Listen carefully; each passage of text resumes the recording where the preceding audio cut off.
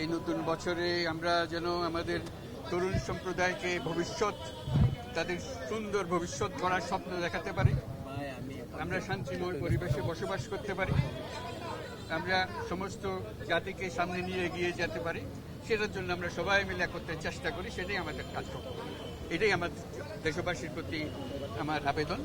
আমরা একটা সুন্দর দেশ গড়ে তুলি এবং সুন্দরভাবে বাস করি।